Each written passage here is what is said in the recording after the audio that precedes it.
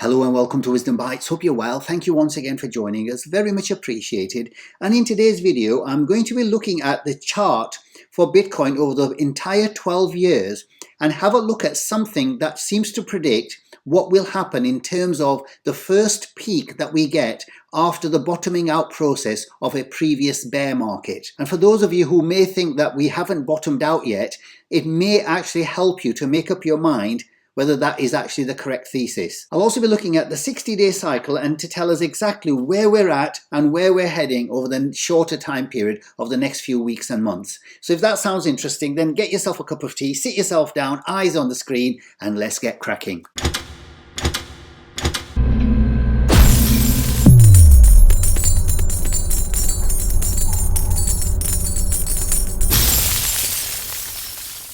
But before I begin, the usual polite reminder, please remember everything in my videos is just for educational purposes, so please do your wider research before you make any investment decisions. So with that out of the way, I'm going to start off at the beginning of the Bitcoin first cycle here. And the question I keep getting asked, because I've been covering this over the last many videos now, is that we're waiting for the first peak that usually occurs before the halving. This pink vertical line here is the first halving that we got, and that was around November 2012. And we're about to have another halving in around April, May 2024. And I've been saying over many videos that before we get to the halving, having been in a bear market, once we've bottomed out, we tend to get one, possibly even two peaks before the halving. But the question is, when will we get these peaks? And is there a sign of when the peaks are about to occur? Well, I'm going to answer that question by showing you the 4 simple moving averages on the daily chart. And the things to remember here are the halvings,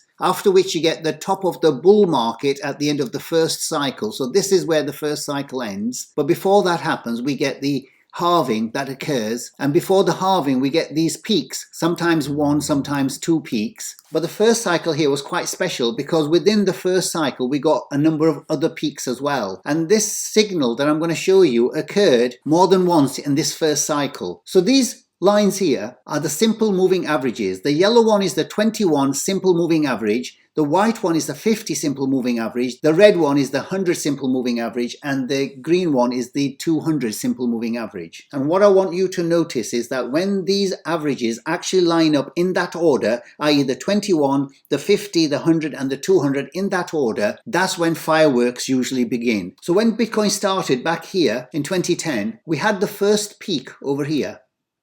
And then we had this mini bear market. And once we'd bottomed out, these averages were a bit tangled up. But when they sorted that tanglement, i.e. they became in that order of the 21, the 50, the 100 and the 200, as soon as that happened over here, we reached another peak at this point. And then we had another bear market where the averages started to tangle up again. But once they untangled themselves again here, so you got the 21, 50, 100 and 200 in that order once more over here, guess what happened? We went all the way up to this peak over here, which was a mini bull market, which was obviously followed by a mini bear market over here, at which point the averages started to tangle once again and lose that order. But look what happened over here. So I'm going to start looking very closely at this. So before the halving, we'd already set the tone of what happens when these averages start to come in the order that they're supposed to be. So as you can see here, once we'd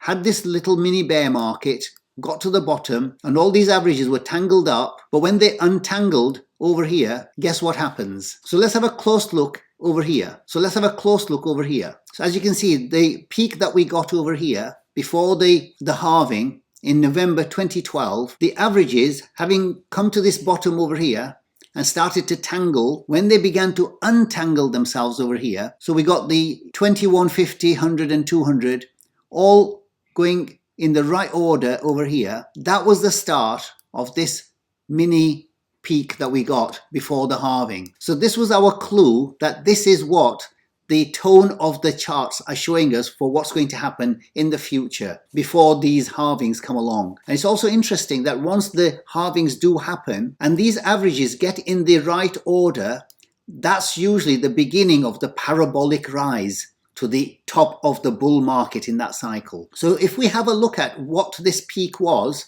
over here and what these averages do is they also confirm that the bottom is in over here. So these things don't happen unless the bottom has already been in here. And the thing to note is that when we got to this peak before the actual halving, that peak was from the bottom here to the top was around 660% over here. However, when we take it from the untanglement, i.e. when the right order begins to appear, i.e. the last cross was over here, when the 21 passed over the 50. When we have a closer look, you can see that the yellow line just comes below the white line and then goes back above it. And it happens over here. So from the bottom here, when the order is in place, to the top of the peak, we get around about just over 200%. So if we mark that up, 200%. Okay, so if we move on after the halving, what happened? The top of the bull market was here at the end of 2013, but the entanglement after the halving occurred over here. As you can see, with the white line crossing above the red line. So we had the yellow, the white, the red and the green all coming back in order over here. And if you were to hold on from this point here to the top of the bull market in that first cycle, you would have ended up with a 91x. So what these averages did was to provide some sort of a signal that once they get into the right order, that's the time when you've just got to just be patient and actually just hold on until the top of the bull market is reached. So let's have a look at the second cycle and what happened there. So this was the top of the first cycle. And as usual, we get this brutal bear market right to the end for about a year. And then all these averages, which had already sorted themselves out, do the opposite here. And they become entangled all the way down in the bear market. And then we have this bottoming out process. And notice that all these averages are still tangled up all over the place here. Until once they untangle themselves and get in the right order, as you can see over here. It occurred when the white line here crossed over the green and the red over here. That was the sign that we're going to get another peak before the halving over here. And if you were to measure that peak from the untanglement, the price was around here, and that led to a 157% increase from the point where the moving averages lined up together. So that's 157% before the halving over here. And after it was confirmed that the bottom is in. So the bottom confirmed, then the entanglement occurs, and then you reach a peak before the halving. So what happens after the halving in this case? And once more, after the halving, you can see, having reached 157% increase peak, the averages start to tangle themselves once more. But once they untangle themselves after the halving, which is over here, and if we measure the increase from that point to the top of the bull market at the end of 2017, that was a 30x over here. So that was the signal that once these averages line up, 21, 50, 100 and 200, once they line up, that's the point never to meddle with your investment and to just ride this bull market to the top of the bull market top here. And that was about a 30x. As we saw. So from the point when these were in order to the top was 30x. That was a great move if you could get it. So if we move into the current cycle that we've just had, and the halving here occurred in May 2020. So we got this top at the end of 2017, which was the end of that cycle. It was followed once again by this brutal bear market. The averages started to tangle themselves up again once more. And when we got to the bottom, they were still tangled up, but once they got themselves back in the order, that was the signal that the bottom was in and that we're about to make another peak before the next halving. So this is exactly what's happened here. So this was the point when the red line crossed the green line, where the yellow, the white, the red and the green all lined up together. So if we take the price from where this cross occurred over here, that gave us a rise of around about 150% before the halving. And these averages lining up was the clue that that's when we are about to have the peak taking place. And after the halving, once more, as you can see, having reached the peak here, the first peak before the halving at 14,000, the averages start to tangle themselves up again, once more, exactly the same as the first two times. And if we move on to the last cycle that we've just had, the same pattern repeated once again. After the halving, the averages were all tangled up, But once they sorted themselves out here, where the white line crossed the red line over here, and they lined up once again, yellow, white, red, and green. If we take the measurement from there, this is where the price was at the time. So to the 64,000 peak, that was a 400% increase, and to the 69,000, that was a 440% increase. But the main signal that we're on our way to a parabolic rise after the halving were the untanglement of these averages over here. And that brings us nicely to what's just happened. Once again, we've had a brutal bear market after the 69,000 top, and the averages once more after the topping, they've all got tangled up once more. And at the bottom of that market, we've now bottomed out over here. And what's the sign that we've now bottomed out? Because currently, you can see quite clearly here, if we look closely, the averages are once more lining up exactly as previously over the last 12 years. So we've got the yellow that's just crossed over here on the 19th of March. The 19th of March was the crossover of the 21 over the 50 to give us this proper order.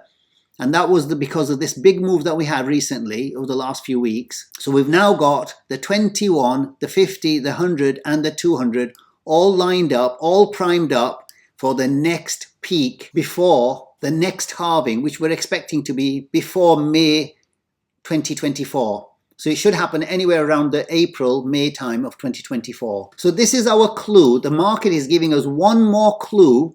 Again, it's also confirming that we've bottomed out here at the 15,400. All the tangled averages have now become untangled, and we've got the perfect order to give us a boost to wherever this price may go to. So the peaks that we can expect currently are based on the historical context that I've given you in the past in many videos, and that is with the measurement of the Fibonacci retracement. So if you take the first halving from the top to the bottom of that, the peak that we got there was around about the 78.6 over here. So we know that that peak was from the top to the bottom, it came up to the 78.6 on the Fibonacci retracement. And in the second halving over here, from the top to the bottom, once again, it came up to the 78.6 before this halving. Then the next halving we got over here, from the top to the bottom and to the peak, we got again 78.6 over here, which was the $14,000 mark. So the first peak was really between the 61.8 and 78.6. It's more closer to the 78.6. And the two preceding ones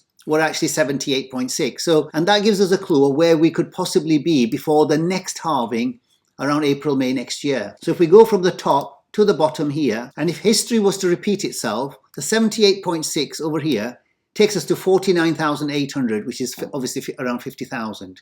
So this is where I'm expecting this peak that we're on now, having untangled all the moving averages, it looks with a high degree of probability that we're going to go to the next level in the historical context of the Bitcoin price, which is going to be around the $50,000 mark over here. And all before this halving. So if you take a 12-month view from where we are today to April next year, the chances are Bitcoin is going to go to around about the $50,000 mark over here. And for me anyway, it confirms that the bottom is in. And everybody has to make up their own mind. I'm just giving you what my thoughts are.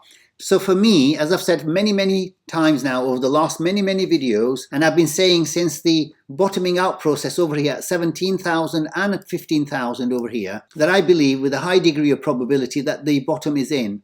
And this lining up of the averages over here is another confirmation and a signal that the bottom is now well and truly in here. So I hope you found value in that. If you did, then please do remember to like and subscribe if you haven't already done so. And before I go on to the 60-day cycle, for those of you who are members of the Bitcoin Miners Members Club, you may be wondering why the Bitcoin miners, which have a leverage play, haven't actually got going yet.